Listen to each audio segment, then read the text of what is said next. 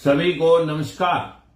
साथियों, मैं राजकुमार सैनी, लोकतंत्र सुरक्षा पार्टी, आप सब भाइयों से आज मजबूरन एक विनती लेकर के आपके बीच में हाजिर हूं। जो मैं आपके सामने खुलासा रखने जा रहा हूं वो आंकड़ों पे आधारित है। किसी प्रकार का उसमें कोई भी भेदभाव मिला हुआ नहीं है। जो आज स्वर्ण कास्टें यूजीसी यूनिवर्सिटी ग्रांट कमीशन को लेकर के उसके अंदर 13 जनवरी को जो बिल आया, उस बिल में सिर्फ इतना कहा था कि 1950 में जब संविधान लागू हुआ तो सभी शिक्षण संस्थानों में एक कमेटी भेदभाव को रोकने के लिए बननी चाहिए थी, जो अब तक नहीं बनी। इस कमेटी का गठन भेदभाव, रोजगार और पदोन्नति के अंदर जिस प्रकार का SC ST OBC के लोगों के साथ सौतेला व्यवहार रहा है, उसको ध्यान में रखते हुए ये कमेटी गठित करी जानी है।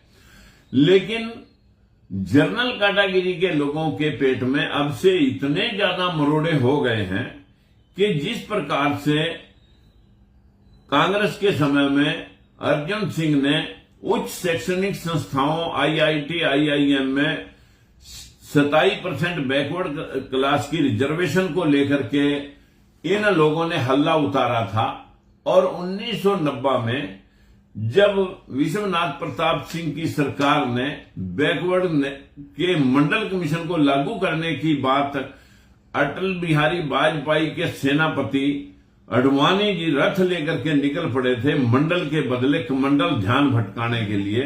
आज भी ये लोग इस बिल के विरोध में ध्यान भटकाने के लिए लगे हैं और सड़कों पे उतारू हैं, जबकि बैकवर्ड जो 60% लोग हैं वो कुंभकर्ण की नींद सोए हुए हैं।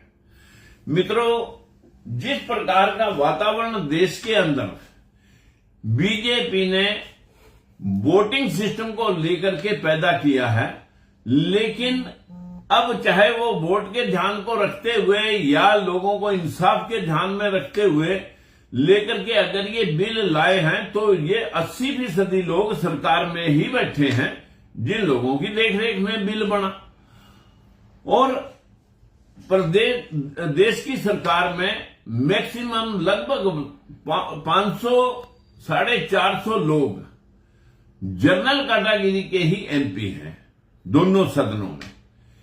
मेरी आपसे विनती है कि आप इस जानकारी को जन जन तक पहुंचाएंगे कि इतना भर कहा था कि ये कमेटी बना करके जो SC ST OBC के साथ में भेदभाव हुआ है, सबसे ज्यादा बैकवर्ड क्लासेस के साथ भेदभाव हुआ है।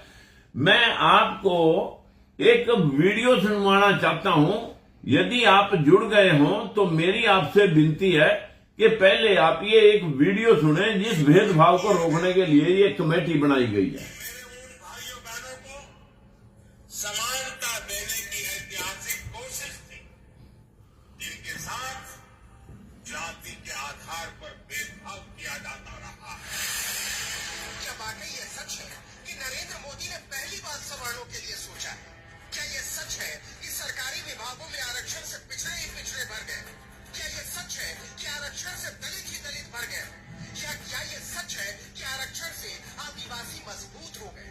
क्योंकि कहा तो यही जाता है, और इसी के आधार पर आरक्षित जातियों के काबिलियत को लेकर नफरत और घृणा का माहौल बनाया जाता है। तो दलितों पिछड़ों को आरक्षण का सच क्या है? एक अंग्रेजी अखबार ने इसे लेकर सूचना के अधिकार के तहत जानकारी मांगी, और जो जानकारी मिली उसे देखकर सामाजिक न्याय के लिए आरक्षण के सिद्धांत की बुनियाद ही हिली हुई नजर आती है। सबसे पहले देखिए देश के केंद्रीय विश्वविद्यालयों में आरक्षण की सच्चाई। इस देश में कुल केंद्रीय विश्वविद्यालय है 40। यहाँ पढ़ाने वालों की तादाद है 11,486 और गैर शिक्षण कर्मचारी है 5,835। माना जाता है कि विश्वविद्यालयों में देश के सबसे सचेत लोग रहते हैं, जहाँ से सामाजिक न्याय की संहिताएं फूटती हैं, जहाँ से देश को दिशा देने वाले लोग निकलते हैं। क्या हकीकत है विश्वविद्यालयों में दलितों, पिछड़ों, आदिवासियों को आरक्षण की? गौर कीजिए, इस देश के केंद्रीय विश्वविद्यालयों में कुल प्रोफेसर है 1125 और दलित केवल 39, मतलब 3.4%। और होने कितने चाहिए? कम से कम 15%, मतलब 169। आदिवासी प्रोफेसर केवल 6 और होने चाहिए 84, और पिछड़े प्रोफेसर एक भी नहीं, लेकिन न्यूनतम होने चाहिए 27%, मतलब 304। अब देखिए सवर्ण प्रोफेसरों की तादाद 1071, कितना? 95.2%, और अधिकतम होने कितने चाहिए? सिर्फ 50%, मतलब अधिकतम 562। क्या इस बात पर आप यकीन करेंगे कि 1 अप्रैल 2018 तक भारत के किसी भी केंद्रीय विश्वविद्यालय के किसी भी विभाग में 28 साल के आरक्षण के बाद भी पिछड़ी जाति का एक भी प्रोफेसर नहीं था? लेकिन यही सच है। और प्रोफेसर ही क्यों, एसोसिएट प्रोफेसर देखिए, कुल एसोसिएट प्रोफेसर है 2620, दलित प्रोफेसर 130, मतलब 4.96%। न्यूनतम होने चाहिए 393। इसी तरह आदिवासी प्रोफेसर सिर्फ 34, मुश्किल से 1%, होने चाहिए 197। और पिछड़े एसोसिएट प्रोफेसर एक भी नहीं, लेकिन न्यूनतम होने कितने चाहिए? 707। और सवर्ण प्रोफेसर की तादाद देखिए 2434, मतलब 92.9%, और अधिकतम होने चाहिए 1310। मानिए न मानिए, लेकिन खुद भारत सरकार मानती है कि आरक्षण के तमाम दावों के बावजूद, योग्यता को दरकिनार करने की तमाम मान्यताओं के बावजूद और सवर्णों को पीछे रखने की तमाम दलीलों के बावजूद इस देश के 40 में से एक भी केंद्रीय विश्वविद्यालय में 1 अप्रैल 2018 तक एक भी पिछड़ा एसोसिएट प्रोफेसर होने के लायक नहीं माना गया। अब आइए असिस्टेंट प्रोफेसर। कुल असिस्टेंट प्रोफेसर है 7741, इसमें से दलित 931, न्यूनतम होने चाहिए 1161, आदिवासी 423, होने चाहिए कम से कम 581, और पिछड़े 1113, न्यूनतम होने चाहिए 2090, और समान 5130, अधिकतम होने कितने चाहिए? 3870। हालांकि असिस्टेंट प्रोफेसर आरक्षित सीट से आधे ही है, लेकिन एसोसिएट प्रोफेसर और प्रोफेसर तो शून्य है। इसका मतलब ये हुआ कि कठिन परीक्षाओं के बाद नौजवान असिस्टेंट प्रोफेसर तो बन जाते हैं, लेकिन विश्वविद्यालयों के समानवाद में उन्हें प्रोफेसर या एसोसिएट प्रोफेसर नहीं बनने दिया जाता। अब चलिए केंद्र सरकार के विभागों का सच भी देख लीजिए। केवल ग्रुप और एपी के अफसरों की जातीय व्यवस्था को समझिए। यहाँ दलितों और आदिवासियों को जगह तो मिली है, लेकिन पिछड़े यहाँ भी पिछड़ गए। देखिए रेलवे में कुल ए और बी के अफसर है 16,381, इसमें पिछड़े केवल 1,319 है, 8%, और समान 11,273, 68%। इसी प्रकार केंद्र सरकार के 71 विभागों में ग्रुप ए और बी के अधिकारी हैं 3,43,777, इसमें पिछड़े केवल 51,384, मतलब 14%, और सवर्ण 2,16,408, 63%। इसी तरीके से मानव संसाधन विकास मंत्रालय, जिसकी जिम्मेदारी है सामाजिक न्याय को बनाए रखना, वहाँ कुल कर्मचारी 665, पिछड़े केवल 56, मतलब 8%, और सवर्ण 440, 66%। कैबिनेट सचिवालय में कुल कर्मचारी 162, पिछड़े 15, मतलब 9%, और सवर्ण 130, मतलब 80%। राष्ट्रपति सचिवालय में कर्मचारी 130, पिछड़े केवल 10, मतलब 60%, और सवर्ण 97, मतलब 74.62%। मतलब जितनी बड़ी अफसरी उतना ज्यादा समानवाद। विश्वविद्यालय हो या रेलवे, सचिवालय हो या नीति आयोग, सवर्णों के अधिकतम 50% होने का सारा हिसाब उल्टा हो जाता है, और पिछड़ों के न्यूनतम 27% होने का हिसाब मजाक बन जाता है।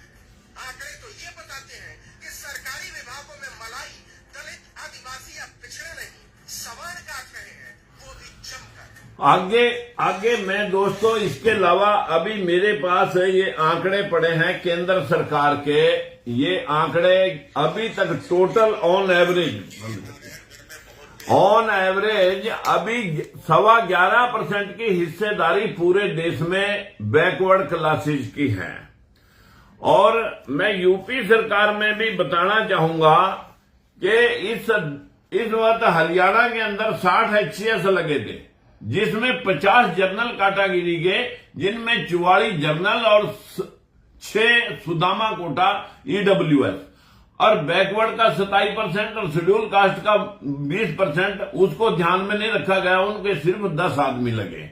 मैं आपके सामने यूपी के अंदर लिपिक भर्ती हुई 7900 में 2200 बैकवर्ड लगने चाहिए थे, लगे 1400। यूपी में ही 79,000 शिक्षक भर्ती हुए, जिनमें 22,000 लगने चाहिए थे बैकवर्ड के, लगे 2200। ये भेदभाव मैं एक जगह नहीं, इस देश के अगर आप सुप्रीम कोर्ट और 25 हाई कोर्टों में सुनेंगे 625 जजों में बैकवर्ड क्लास के सिर्फ अभी तक 12-15 लोग ही, जिसमें एससी समाज के 14 हैं और 2-4 लोग मुस्लिम और बैकवर्ड के अब लगे हैं। अब तक किसी हाई कोर्ट में बैकवर्ड का नामो निशान तक नहीं था। अब मैं सर जहां से यूनिवर्सिटियां स्टार्ट होती हैं उसका खुलासा आपने, ये जो न्यूज थी ये आज तक न्यूज चैनल पर बोली गई थी और जिसने बोली थी उसको उसी दिन नौकरी से निकलवा दिया था। इस भेदभाव को रोकने के लिए ये कमेटी का गठन 13 जनवरी को, जब सरकार ने एक बिल बना करके 1950 में जो कमेटियां बननी थी, ये कमेटियां अब बनवाई जा रही हैं 77 साल बाद। अब तक कितना भेदभाव हो चुका है इसका तो कोई पैमाना ही नहीं। लेकिन ये जो कमेटी बनेगी, जो अपर कास्टों के लोग इसके खिलाफ विरोध कर रहे हैं कि जनरल कैटेगरी के स्टूडेंट के साथ एट्रोसिटी होगी, जिस प्रकार से एससी के लोग एट्रोसिटी का मुकदमा लगवाते हैं, उसी प्रकार बैकवर्ड क्लास के भी इसी प्रकार जनरल कैटेगरी के साथ बिहेव करेंगे। उनको इंसाफ कैसे मिलेगा? मित्रों, ये कमेटी अगर तो होती प्योरली बैकवर्ड और शेड्यूल कास्ट की, तब भी ये सवाल कर सकते थे। लेकिन इस कमेटी में सिर्फ एससी और बीसी का तो एक आदमी होगा और बाकी के तो जिनका नेटवर्क है, जिनका वर्चस्व है यूनिवर्सिटियों में और कॉलेजों में, वहां तो सारे लोग वही बैठे हैं। इस कमेटी में लिए कौन जाने हैं, इसका खुलासा मैं आपके सामने करने के लिए आज लाइव आया हूं। जो ये कमेटी बनेगी, किसी भी यूनिवर्सिटी का वाइस चांसलर या किसी कॉलेज का प्रिंसिपल, वो इस कमेटी को संचालन वो बढ़ाएगा, उसके संचालन में ये कमेटी चलेगी। और इसमें 3 सीनियर प्रोफेसर लिए जाएंगे। अब प्रोफेसर तो सारे यही लोग बैठे हैं, अब वो 3 सीनियर प्रोफेसर जब लिए जाएंगे तो वो तो वही होंगे जनरल कैटेगरी से। अब 2 स्टूडेंट लेने हैं, जो स्टूडेंट समानता की विचारधारा वाले हों, लेकिन वो समानता की विचारधारा वाले बना करके ये जनरल के ही ऐड करेंगे, क्योंकि वर्चस्व इनका है। अब एक विकलांग और एक महिला लेनी है, उनको भी कोई जातिगत पैमाना, जाति उनकी नहीं कि किस जाति से लिए जाएंगे, उनको भी, विकलांग को भी और महिला को भी ये जनरल से ही उस कमेटी में डालेंगे। और 2 आदमी सिविल काउंसिल मतलब सिविलियन में से लेने हैं, कोई रिटायर्ड अधिकारी या कोई समाज सेवी। अब इसमें भी जाति का नाम नहीं लिखा गया कि किस जाति से, किस वर्ग से लेने हैं। तो मित्रों, ये लोग भी दोनों के 2, जिनका वर्चस्व है वो लोग स्वाभाविक है वो अपने ही रखेंगे। अब वो 2 जो एससी और बीसी का एक आदमी है, वो इन 10 आदमियों में कितना इंसाफ बैकवर्ड क्लासेस को दिला पाएंगे, यूजीसी तक वो कितनी रिपोर्टें भेज पाएंगे, ये सबसे बड़ा सोचने का विषय है। लेकिन उन 2 आदमियों की प्रेजेंस से भी जनरल कैटेगरी के लोगों को इतनी पीड़ा हो चुकी है, उनके पेट में इतने मरोड़े हो रहे हैं कि कहीं जो इतने बड़े पैमाने पर हमने भेदभाव यूनिवर्सिटियों में, जो वीडियो सुनी आपने, जो प्रमोशन में और सिलेक्शन में जिस प्रकार का भेदभाव हुआ है साथियों, ये भेदभाव का खुलासा जब जनता के सामने जाएगा तो कल को हमारे लोगों ने वोट लेने हैं तो कहीं इनको औकात लोग दिखाने ना लग जाएं। इसलिए ये इसको उसी प्रकार से ढकना चाहते हैं जिस प्रकार से मंडल के बदले कमंडल, और यूनिवर्सिटियों में 2006 में जब रिजर्वेशन का मैटर आया था तो जनरल कैटेगरी ने वो भी विरोध किया था। और इस विरोध से आज देश में जो मूल निवासी 85% SC ST OBC और माइनॉरिटी के लोग हैं साथियों, वो लोग किस प्रकार से मुंह ताक रहे हैं अपने बच्चों को पढ़ा लिखा करके, उनकी मेरिट होने के बावजूद भी cut off merit journal Sudama कोटे से भी और जर्नल कोटे से भी जो ज्यादा जा रही है मेरिट, उस मेरिट में बच्चे की मेरिट जो है ना जनरल कैटेगरी के पैरेलल या उससे अबव है तो उसे कंसीडर बैकवर्ड क्लासेस में किया जाएगा। ये एक ऐतिहासिक फैसला दिया है 77 साल बाद, लेकिन उसे भी ये मानने के लिए तैयार नहीं है, उसका भी ये लोग विरोध कर रहे हैं। सब कुछ इन्हीं को चाहिए, अफसर भी इनको चाहिए, सांसद भी इनको चाहिए, जज भी इनको चाहिए, एम्बेसडर भी इनको चाहिए, वाइस चांसलर भी इनको चाहिए, प्रोफेसर भी इनको चाहिए। और यहां तक के इन लोगों को मीडिया के जरिए पूरा का पूरा सिस्टम हाईजैक हो चुका है। लेकिन ये 85% मूल निवासी समाज ये कुंभकर्ण की नींद साथियों सोया हुआ है, इसकी आंख कब खुलेगी? जो ये इतना विरोध प्रदर्शन कर रहे हैं कि इससे जनरल कैटेगरी के स्टूडेंट को कहीं ना कहीं लोग केसों में ना उलझा दें। साथियों जब 10 लोग साथियों वहां जनरल कैटेगरी के ही बैठेंगे, उन 2 बैकवर्ड और शेड्यूल कास्ट के लोगों की औकात क्या रहेगी? ये भी एक सोचने का विषय है कि एक तरफ तो सरकार इंसाफ दिलाने की वाहवाही लूटती है और दूसरी तरफ इन लोगों को अदालतों में भेज करके ठीक उसी तरह रिजर्वेशन के ऊपर जैसे स्टे लगवाया गया था और उस बैकवर्ड क्लासेस के 52% रिजर्वेशन को सुप्रीम कोर्ट ने 52 के बदले 27% कर दिया था।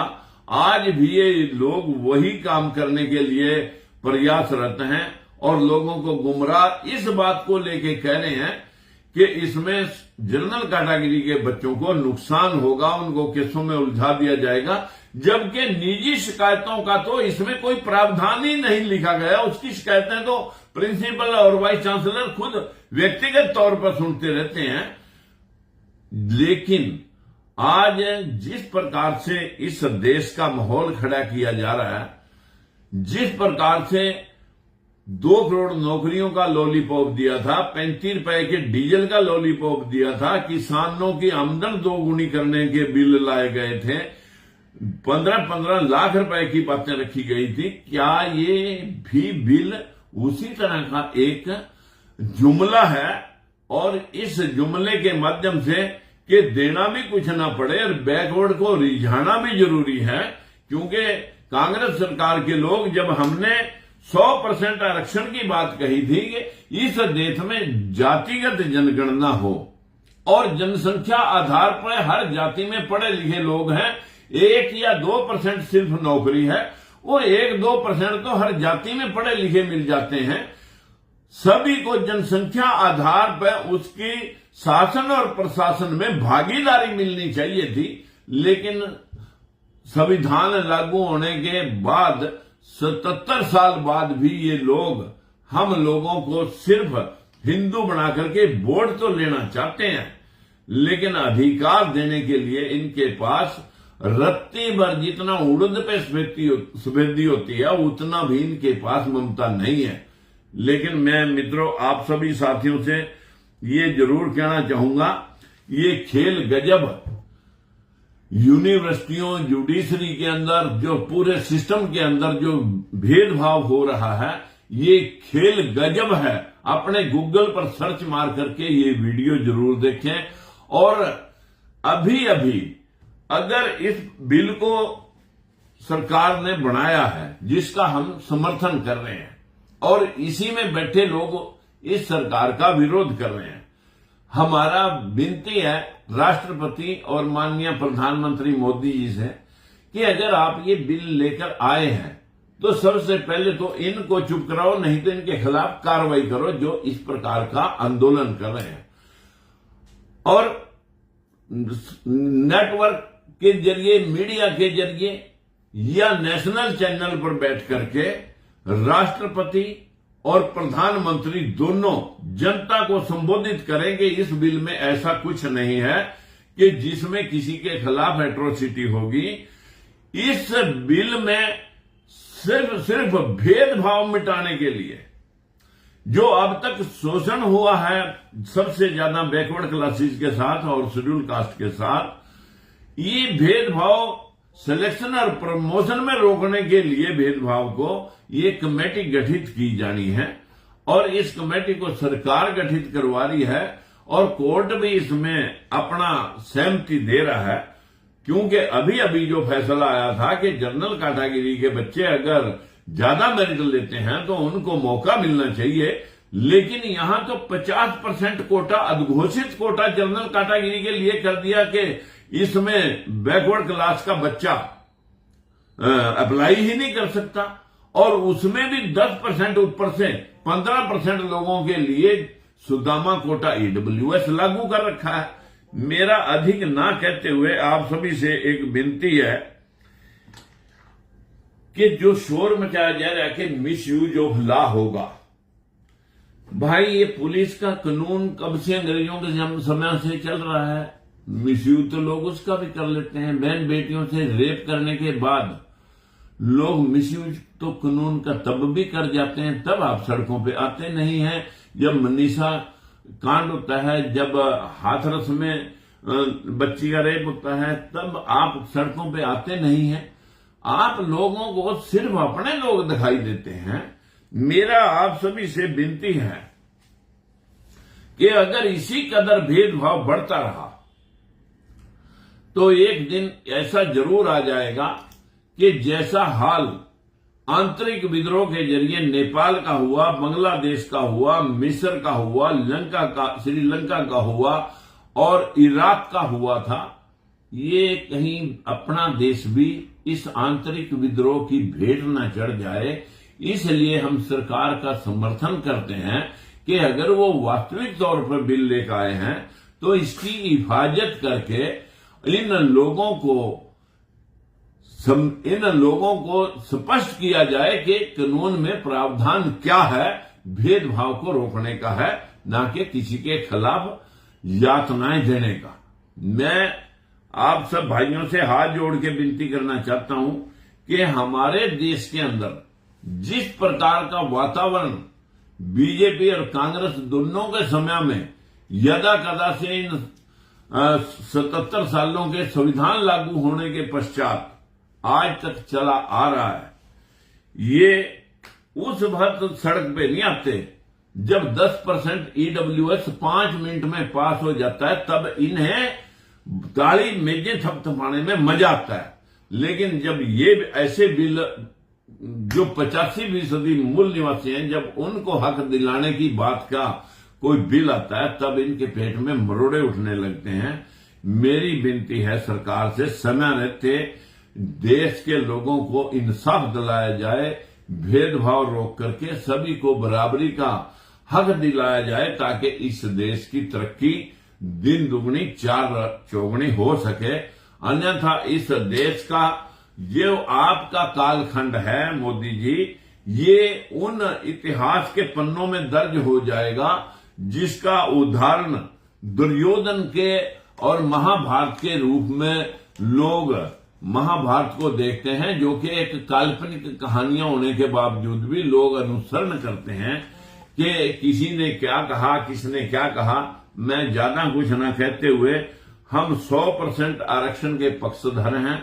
एक परिवार में 10-10 नौकरियां एक परिवार में एक भी नहीं दे सके आप।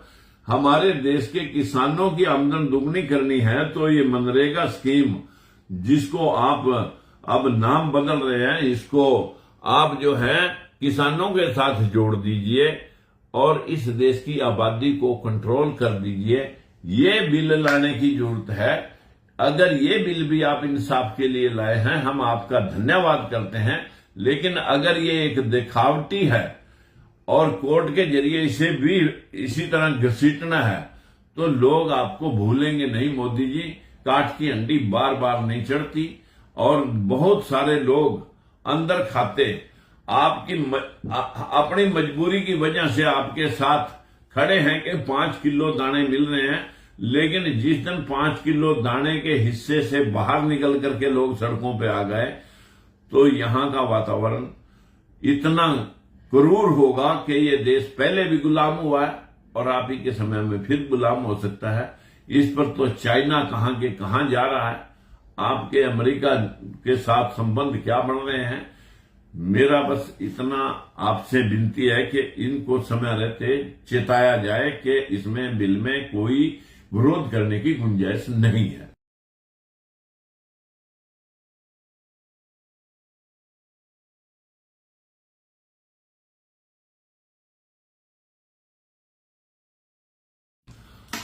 और इसका विरोध कौन लोग कर रहे हैं? ये जनरल कैटेगरी के वही लोग हैं जो अपर कास्टों में काउंट होते हैं। इसका विरोध मुसलमान नहीं कर रहे।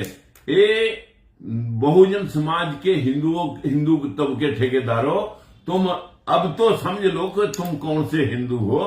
मेरा आपसे विनती है कि आंख खोल लो और अपने हितों के लिए जागरूक हो जाओ। नमस्कार।